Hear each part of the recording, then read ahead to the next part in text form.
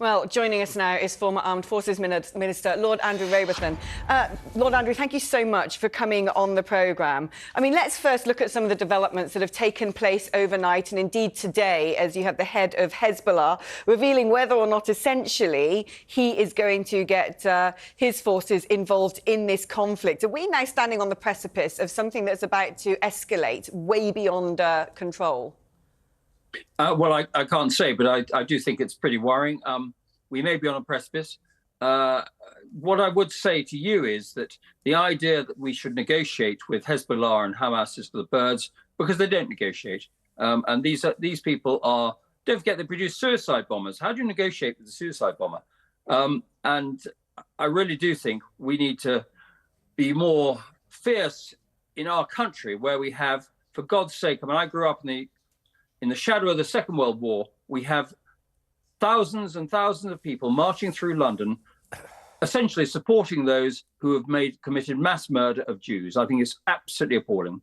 Andrew, we know that the IDF have surrounded Gaza City, and Benjamin Netanyahu is talking of them now fighting in full force.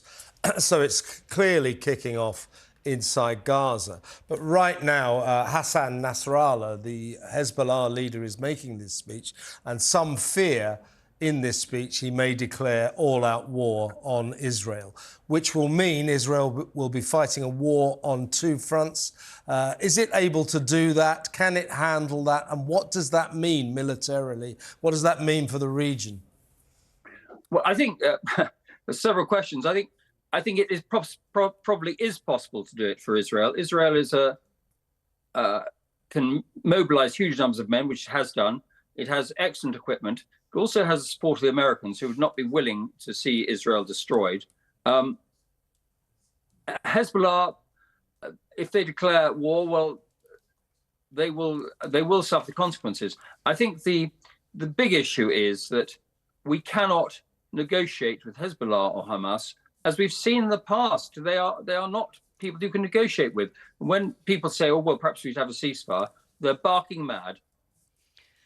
Do you not think that, in many respects, very myopic policy in the West, including the UK, has emboldened Iran to behave like this? And picking up on something you said earlier, I can confirm, actually, as the leader of Hezbollah's speech continues, he has actually paid tribute to all those around the world who have taken to the streets to defend our cause. So there he is, as you were saying, these pro-Palestinian marches.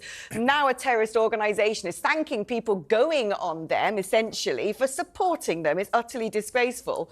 But the UK has been a little bit naive, hasn't it, when it comes to Iran, who's pretty much the entity behind all of this unrest. They were supposed to have curated those initial 7th of October attacks. They are the ones arming, well, first of all, arming Russia with drones, but also arming Hezbollah and encouraging them to get involved. But UK trade with Iran over the course of the last few years has been going up. In terms of what we've been selling them, $18 million in optical apparatus. I mean, perhaps that's just because everyone likes laser surgery over there, or perhaps they quite like making reconnaissance drones. 13 million in machinery and nuclear reactors, and 12 million in miscellaneous chemical products. I mean, no wonder they suddenly feel emboldened to suddenly start declaring war against Israel. Well, I think you make a good point. But of course, what we've been trying to do in the West, and it's largely led by America, is to calm down Iran, if I can put it that way. But again, I mean, the Ayatollah Khamenei is not somebody who's going to talk to us because he thinks we're infidels. And he says this.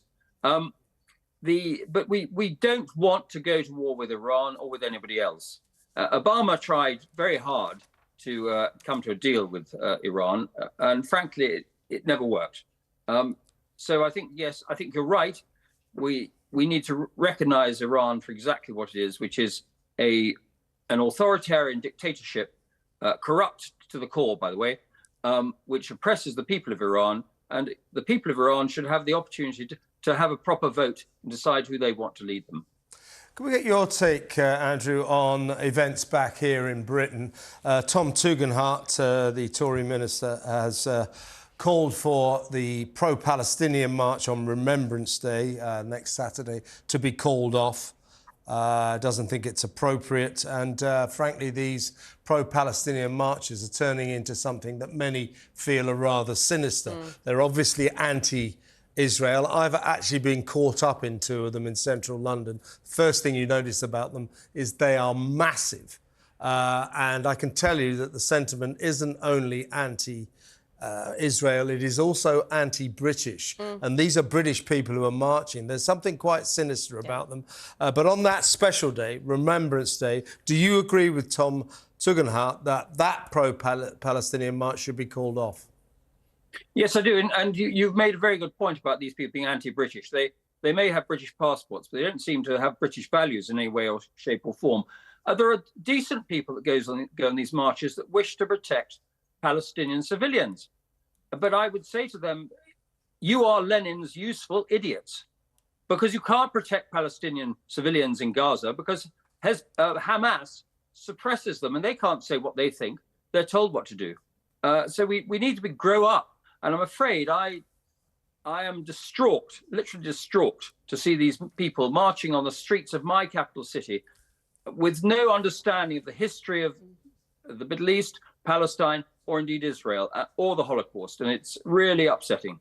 Yeah, I couldn't agree more. And if anything was to confirm that, it is the very fact that the leader of Hezbollah just minutes ago has said, I salute all those around the world who have taken to the streets to demonstrate their support. He sees these people marching on the streets as supporting his terrorist organisation. Yep. UK intelligence themselves have warned that Iran are helping to mobilise activists, radical clerics, faux charities. All those idiots, like you say, taking to the streets have no idea that they are supporting an evil regime's playbook of war.